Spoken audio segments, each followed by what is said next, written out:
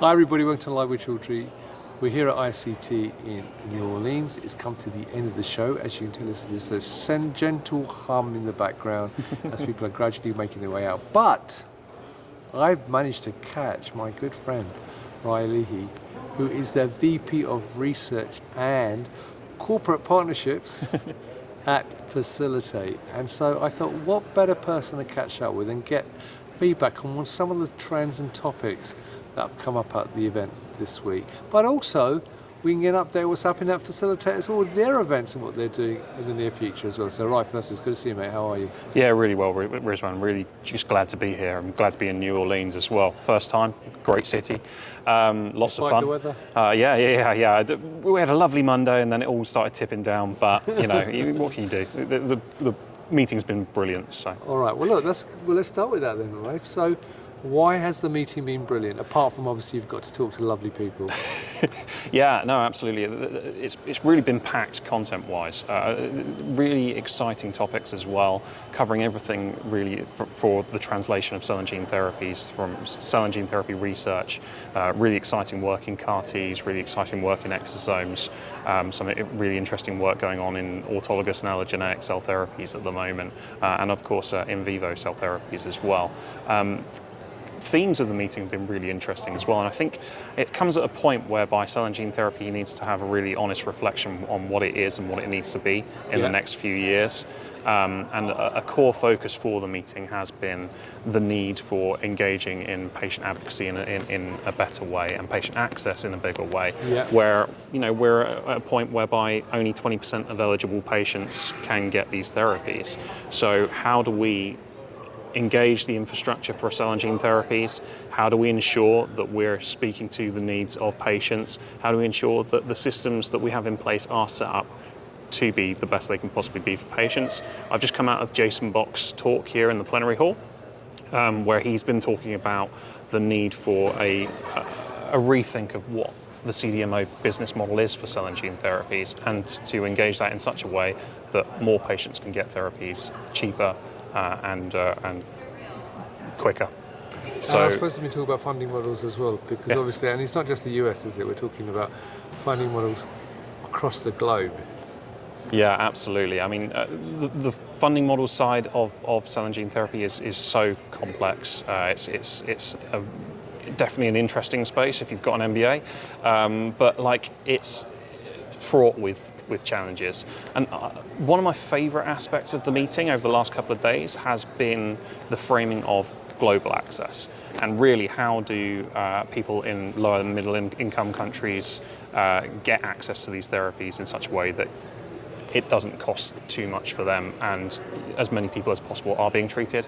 We had a really interesting session led by Sven Keely around the need for that, the need to support lower and middle income countries and the infrastructure that they have, with participants from Uganda, the Philippines, Brazil, and India. And I've had multiple conversations since then as well with people from Mexico and elsewhere in South America and across the globe around that need for particularly the infrastructure. And it really shows how much of an international meeting this really is as well. Good, and actually that brings up another interesting point though, just as an aside. This is an international meeting being held in the US. Yeah. And there has been a lot of talk about the impact that's been had recently on international visitors to the States. Yeah, and I know the numbers have been down from international visitors, but do you think it's had a really negative impact from your perspective, or do you think it hasn't really?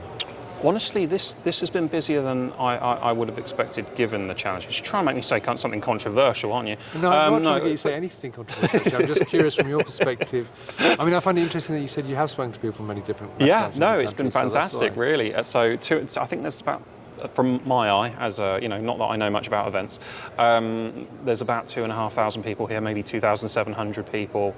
As far as I'm aware, that's pretty similar to what has been the attendance for the meeting in previous years. So it's fantastic to see that global community come together, despite some really challenging circumstances in terms of travel to the States, funding in the States, regulation in the States.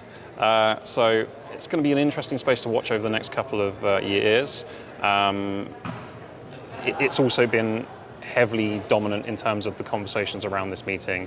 What does the regulatory landscape look like for cell and gene therapies in the US? What does it look like globally? And how do we better engage regulation for cell and gene therapies as well? So, yeah. Right, well look, right.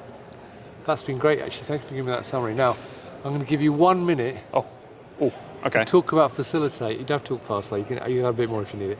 But tell viewers, because as I said at the intro, you do work at Phacilitate, who do your own events in this space. What can we expect to see from Phacilitate over the next 12 months? We've got a really exciting year coming up. Phacilitate really wants to be at the forefront of how do we engage translation through to commercial for cell and gene therapies, Right. and what do you take from these meetings? What are the outcomes? We don't want to see any more cell and gene therapy meetings where it's one and done and everyone talks about the same stuff. I never need to see an allogeneic versus autologous panel ever again. And that's a really good. I mean, that's a very good point, though. I have to ask you, how are you differentiating or going to differentiate Phacilitate from what is now seen as a plethora of events around cell and gene? No, absolutely. I mean, again, it's that outcomes focus. It's making sure that we feed back to the industry in a meaningful way, not just putting on an event to get as many people bums on seats as we can. We want the right people having conversations, making deals that maybe they would never have met anywhere else. And really engaging in the outcomes focus, like I said. Really, we want more working groups. We want more feedback that goes back to the industry. We want to ensure that we have genuine change come off the back of these meetings. So we're at Advanced Therapies Week is going to be in San Diego on the 9th to the 12th of February 2026. Advanced Therapies Europe is in September this year, and it's in Barcelona for the first time, which is a really exciting hub, particularly for cell therapies. And we also are launching a Middle East show. So Advanced Therapies Middle East will be in Riyadh, April 2026, 20th to the 23rd, and hyper excited to really engage the global ecosystem for cell and gene therapy. And that's so I well remembered all those dates as well, because I would have forgotten them. So brilliant. Yeah, and they're staying. The dates are staying this time. You sure? Yeah. Right, okay. So there you go, viewers. If you'd like to know more about Phacilitate, then check out the link above this video and you can learn more about what's happening with Phacilitate. But obviously follow Ryan anyway, because he's a very active guy on LinkedIn. He shares lots of information about what's going on in the news in the industry, and check him out. So right, mate, it's been good to see you. Enjoy your time here, and I'll see you next week for ASCT. Yeah, absolutely. Or we could do a recap of that on next Friday then. Viewers, and look out for that interview as well. So right, good to see you, mate. Enjoy your weekend. And enjoy your time in New Orleans. I know you're not going anywhere else. I am, but you are. So enjoy your time here. And viewers, as always, thank you for watching. I hope you found it interesting. Until next time, as always, stay well and stay safe. Bye-bye.